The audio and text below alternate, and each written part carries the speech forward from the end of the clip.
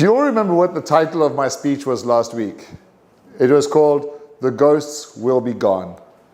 But that wasn't the first time I've given that speech. Surprise, surprise. The first time I gave that speech was in 2017 in Alpha Toastmasters on Zhongsha East Road. And the title of that speech was Ghost. And although some of the themes were the same, it changed a lot. I gave that speech in a demo, actually I was the demo speaker for an evaluation contest, and it was very well received by all the evaluators, so I thought I'd proceed to do it in the contest. It got through area, it got through division, and I met Amanda Wee in the Division G final out there somewhere in the mountains in Shimbeito, where we always have the Division G contest. And I decided that time, because I just didn't want to watch the speeches. I always get nervous when I watch other people's speeches. So I sat outside and then I went in, and then Amanda won. And I asked Lester, was her speech better than mine? And he said yes. So I believed him, because Lester's never wrong, right? Yes. But anyway, when I saw Amanda's speech at the district final in 2017 in Kaohsiung, in Tainan, when she came third place, I thought her speech was better than mine, and she fully deserved it. Her speech was about the first time she said to her mother, I love you. I pocketed that speech, and I never really thought about that speech for many years. It was like 2017, where are we now? 2025, 8 years, right? Last year, Joe came to me in, I think it was in October or November. He said, Paul, the conference is being held in Taipei this year. Valerie from Division A is going to be organizing the conference, and she reached out through Joe to me to see if I wanted to do a workshop at the conference. So I thought, okay, this year I will not compete. I competed the last 2 years in a row. I got to the top 6 and I didn't win. And I thought, this year I can give it a break. But I will still participate in the conference and give a workshop. That went all the way up the chain of command. And then the chain of command said, no, we don't want Paul to give a conference. I told you, I said, no, Paul, this is your year. Never mind that. I was told by whoever the powers that be that they did not want me to give a workshop at the conference. But that was about 1 week before the TGIF speech contest. That's right. So I said to John, okay, well in that case, I just compete. But I didn't really have a speech. All I had was Ghost. And Lester always talks about having a pocket speech, so I pulled that speech out, I did some modifications, and I gave that speech. And that speech focuses on, my fear of public speaking. And it's true, I had this avid fear of public speaking until I joined Toastmasters when I was 43 years old. If anybody says to me, Paul, what is your one regret about Toastmasters? It's that I took 20 years of adulthood to join. I wish I had joined Toastmasters when I was 18, not when I was 43. That is my only regret, because Toastmasters has been amazing for me. But beyond that, so the speech was about overcoming my fear of public speaking, and kind of the same thing. I took out one story and I put in a few other things, and it kind of worked in the club contest. Got to the area. In the area, I got knocked out. I got second place to Derek Chin from Alpha Toastmasters. Yeah, he had a box. I think the box beat me. Yeah, but thankfully at this point we still get the top 2 go to the division final. So I got to the division final where I thought, and I heard that Derek told Joe, what should I do now? And Joe told Derek, you got to do something special because Paul's going to come really hard at you, and I did.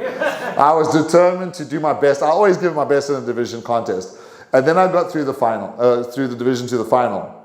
And then I spoke to Eric and Doug and Lester, all my usual mentors, and they were all, this speech is good, but it's not really going to win. We'll be good enough to get to the semi-final, but it's about Toastmasters, and it's a path so well trodden, and everybody's bored of that. And then through the grapevine, I'm not going to say which grapevine, because that grapevine is here today, but I won't say which grapevine. I also heard that Alison Huang, who beat me last year in the district final, she came second, she also gave a speech about overcoming her fear of public speaking in Toastmasters. And I thought, whoa, she's got that speech and I got that speech. That's not a good idea. I need to do something different. So I thought, maybe it's about the fear of public speaking. What is the fear of public speaking? Let's generalize that a little bit. It's about the negative voices inside your head.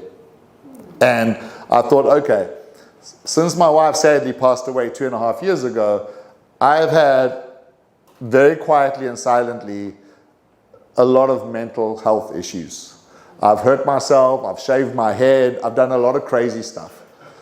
And I didn't really do the speech much. I was just sitting there thinking, you know, what should I do with the speech? What should I do with the speech? And they keep on asking me, Paul, when's your speech? When are you going to do your speech? Finally, the Thursday night, like the week before the conference, I sent them my speech.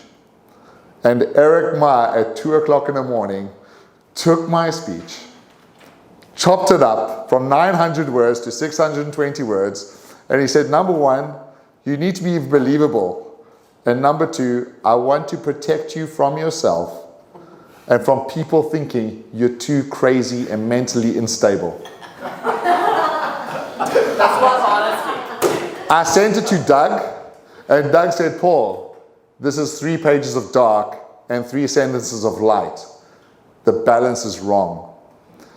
And in 1 week, Eric, who mentored my speech, he transformed my speech into something that was magical. Although it is my story, although the structure is my structure, and although the delivery was mine, I told Eric, and I will say it again publicly, it was our speech.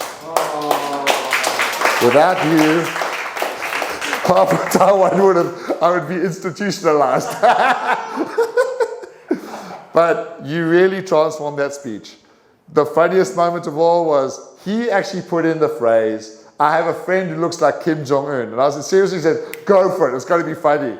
And when he stood up, when I said, pointed to Kim Jong-un, that was the funniest moment. Every speech means a mentor. This speech went through many, many evolutions.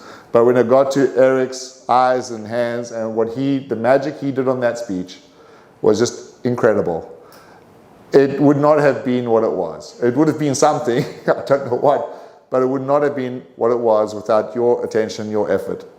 People will not believe this, but unlike my wife, what Ira said would practice 300 times, that speech only got delivered twice in front of people, in the semi-final and in the final. Eric did such a good job with that speech. I knew in my heart that it was a great speech and I knew I could deliver it. And so I didn't need to practice in front of anybody. So I would like to honor my mentor, the speech's mentor, Eric Ma. Thank you very much.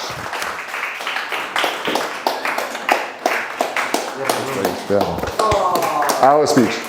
Thank you, Toastmasters Day. Thank you. Wonderful.